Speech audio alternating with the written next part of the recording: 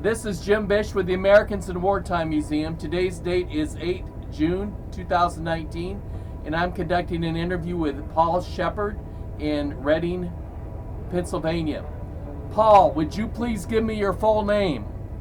How's that? Would you give me your full name? Paul Wiley Sheppard Jr. Okay. And the second. And the second. And when were you born? Glen Rock, Pennsylvania. Good. What year were you born? 1925. Thank you. Did you, in Glen Rock, you said Glen Rock, Pennsylvania? Glen Rock, Pennsylvania.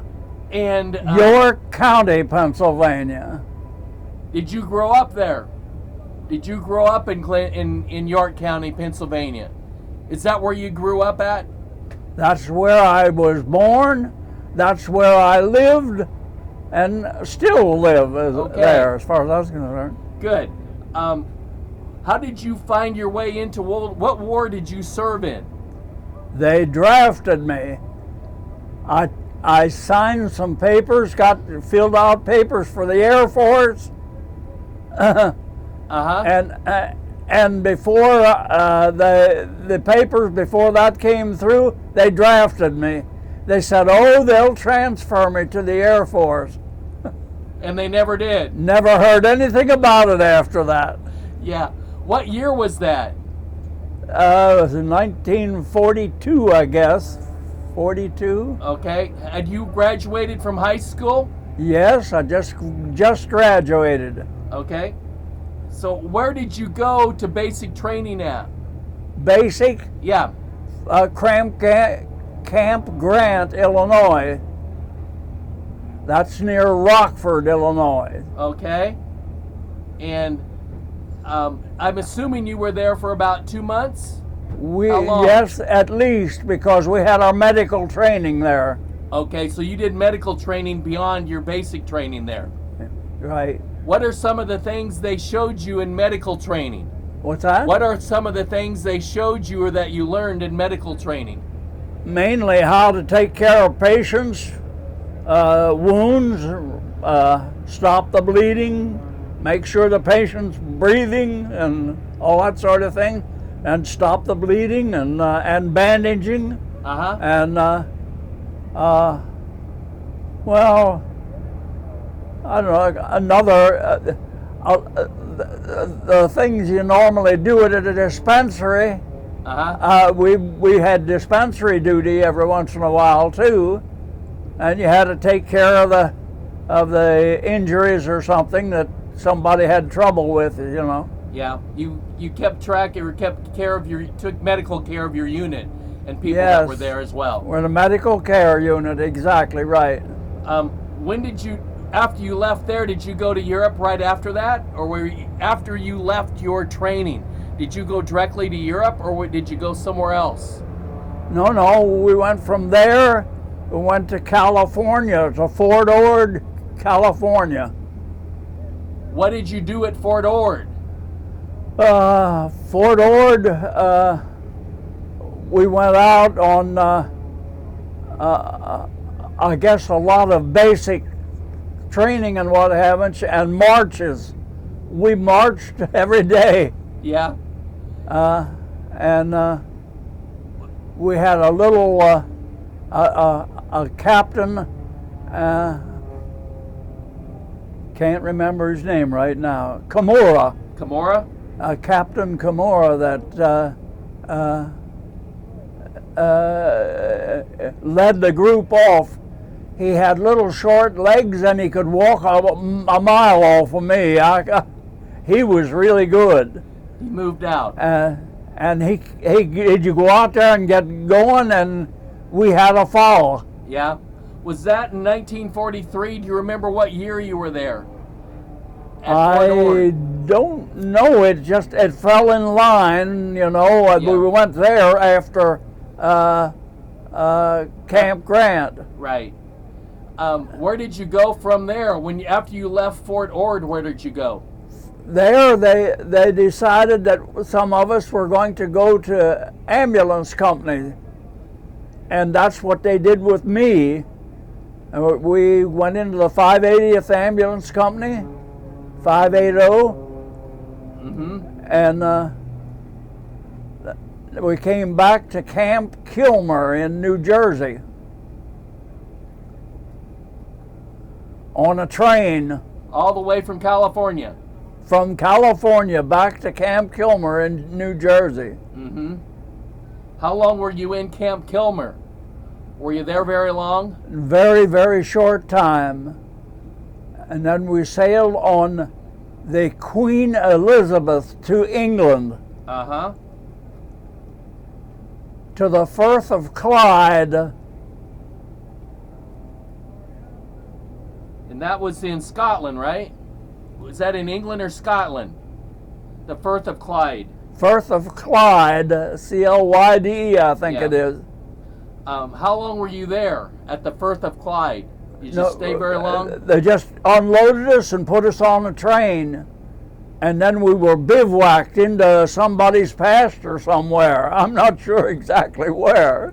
This was in England then, when you were bivouacked into... You were bivouacked in somebody's pasture in England? Right. How long were you bivouacked there? Just a couple of days or for quite a while? We were there for, I believe, around a week, something like that.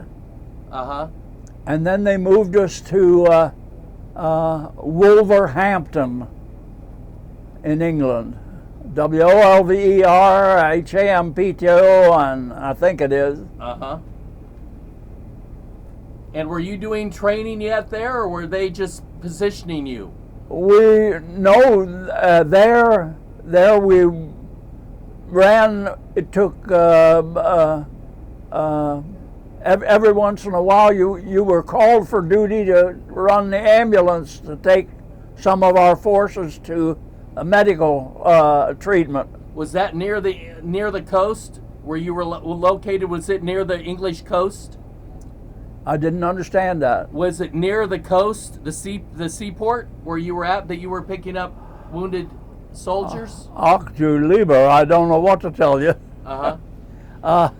So we were at different times. We were at Torquay and Paynton and Plymouth Harbor, and there was I believe Essex. I believe there was Essex. Essex, yeah. Yeah, those are all English ports, area ports. And then we were set up to go to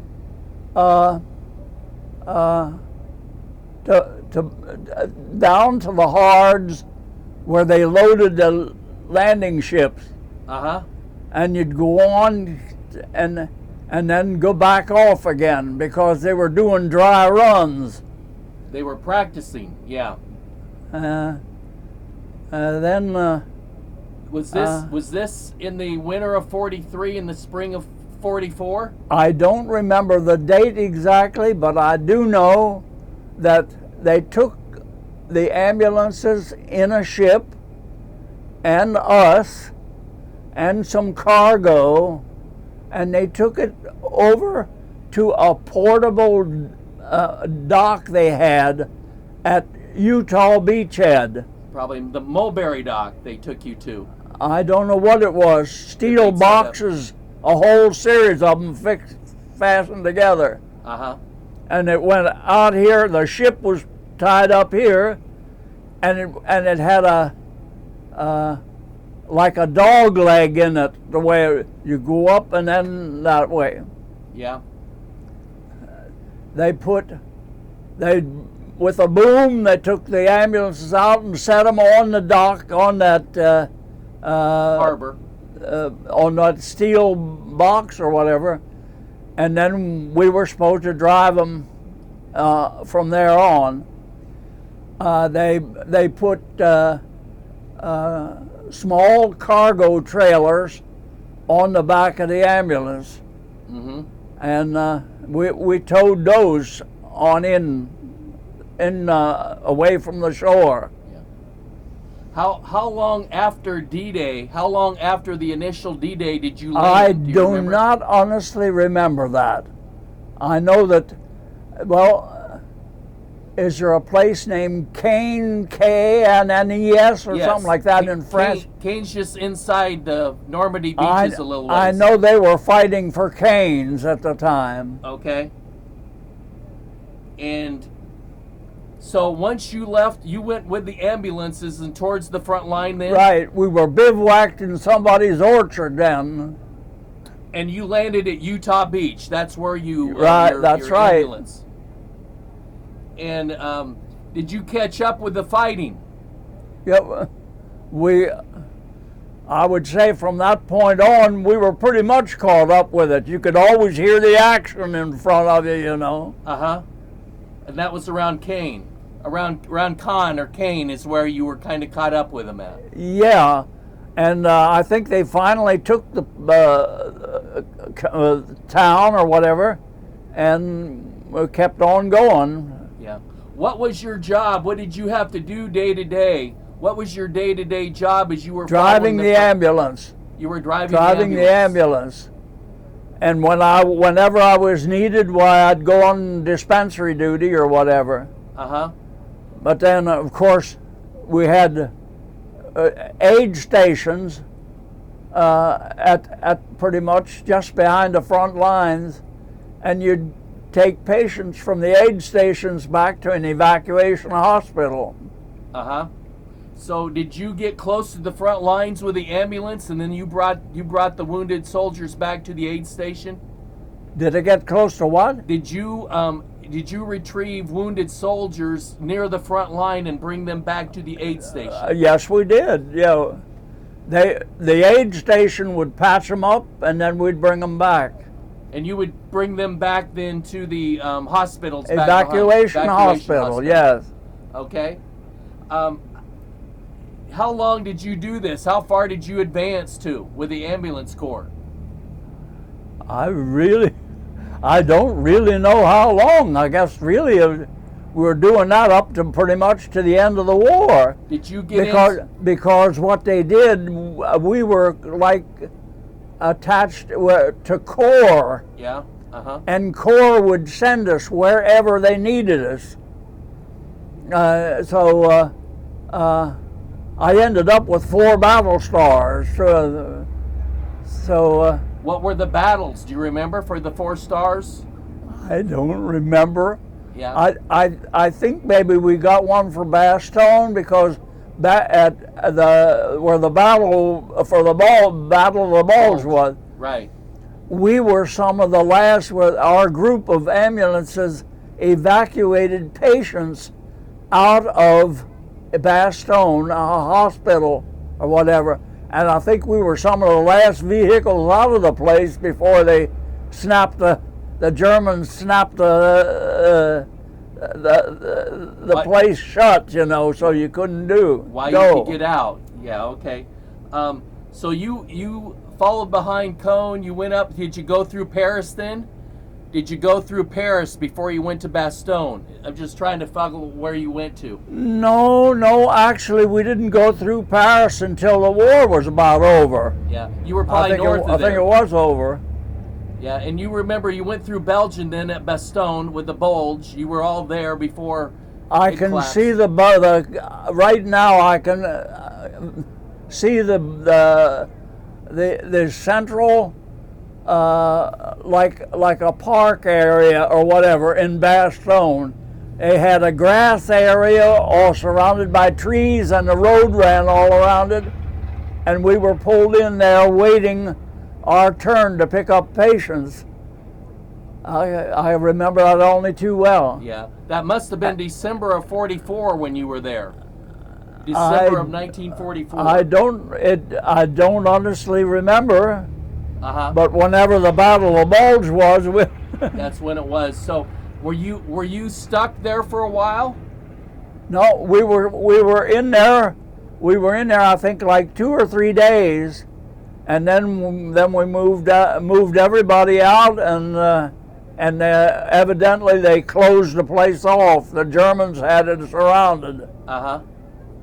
I remember going out of there. I guess the engineers there were trees on both sides of the road, and I remember going out. They had notched the trees and put dynamite, what looked like dynamite to me, and took wire and to hold it in there. And I think the idea was to blow the trees across the road. Yeah. And they had a whole bunch of them. And you went forward anyway. Huh? You went forward through all that. You went ahead through all those dynamites in the trees. Oh, yes. We ran right up down the middle. Oh, my golly, I don't want to get off the road and hit one of those. Pretty careful driving. And I remember we went around a curve at one spot, and they had a track vehicle with a howitzer or whatever. And it was aimed right straight at our windshield. When we went around the corner, all of a sudden there it was, you know. They were ready for the Germans. Believe me, they were. Yeah. What unit were you? What army were you following? You were part of the 580th Ambulance Corps. Who were you following? Who was right ahead of you? Whose soldiers were you bringing back, treating? Well, we brought wounded out. I don't know what to tell you. I just wondered what division they were. You know what army unit they were with? I don't honestly know. I think they might have been with a couple different ones. And you were following them. Did you make it into Germany then, a little later? After Belgium, did you go into Germany? No. Right then, we didn't go into Germany, as I remember. I think we were pretty much back. Before the Battle of the Bulge, we were up to Highway N12, I think it was, at Troy Verges. Okay. Troy Verges and Clairvaux. We were in fact, we were based right there in Clairvaux when the Germans started to push. And then we dropped back and we were in Wiltz, Luxembourg. Okay. And Wiltz, and some of us, I think one or two units were in Edelbrook, Luxembourg. So you fell back a little bit to Luxembourg. Yep. When did you finally get moving again? How long was it? Probably in the springtime you started going forward again? It wasn't very long after that. We started moving out, and I think all I can remember is they moved us to our headquarters was in Nuremberg, I guess it was. So we were in Nuremberg. So at that time you were in Germany then, at Nuremberg? Yes, I guess so. And when you were in Nuremberg, did you settle down there for a while? Did you hold still at Nuremberg? Were you in Nuremberg for a little while? Yeah, well, as I remember, it was only about 2 or 3 weeks in there. Was the war about over at that time? Yes, yes. In fact, I think it was just about the time that they had ended the war with Germany. And was a lady, I think, worked in the Corps headquarters, a German lady that was very fluent with English. And we took her back to her home one evening, and there was a whole bunch of German soldiers in their uniforms were sitting around the table where we were, and I was keep my fingers crossed here. But they were all very nice. She talked to them in German, of course, and everything went fine. I think we sat down and we had a little snack together, all of us, and then we left after that. But go ahead. And about that same time, they said the war with Germany is over. So they handed us, as medical people, they now handed us guns, and they said the Japanese don't respect the Geneva Convention. So, I guess they weren't even in it, I don't know. But they handed us guns and taught us to use them, you know. That was in Germany after the European War was over with. You got trained Right. in weapons. And it wasn't too long after we got those guns, they dropped a bomb on Hiroshima, Japan, and the war was over. Yeah. So you were in Germany that entire time between the war ending in Germany. We were in Germany. And the war ending in Japan. I never knew right where I was for sure. Yeah. Because borders didn't mean anything. Yeah. You'd go from one country into another, you know. Yeah. But they sent us to Reims, France, and there we got boarded what they call a victory ship, the ones that were all welded together. Yeah. And that the kind that I think a couple of them broke up in the heavy seas. Yeah, we pumped a lot of those out. A lot of victory ships were made. Some of them were made strong. We came home on victory ships. Yeah. Do you remember when you came back to the States? When did you arrive back in country? Golly, I don't know for sure. It had to be right before Christmas. Probably December or so of 1945, right before Christmas. Could be. You don't remember where you arrived back to? Did you arrive back in New York? Where did you come back to? I don't think so. I'm not sure. I'm not sure where we came in. Were you discharged shortly after that? Yes, indeed. They wanted to sign us up for regular Army, and there were a lot of us that said, no way. Yeah. And so then you came back to Pennsylvania, York County, Pennsylvania after that? Back to Glen Rock, Pennsylvania, because I was told I'd have my job back if I wanted it. So that's what I did. Well, that's good. Is there anything in your military service that you haven't told me? Anything that you would like to say about your military service? I really couldn't think of anything that I haven't told. As it's an experience, that's for sure. Yeah. A different kind of experience. Yeah. Are you proud that you served during World War II? Are you proud that you have served in World War II? You better believe it. And I see the country go in the opposite direction right now. This country, I mean. And that bothers me something terrible. Yeah.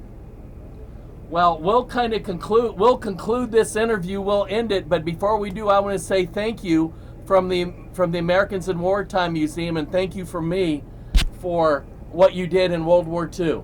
Thank you. Right. Thank you very much.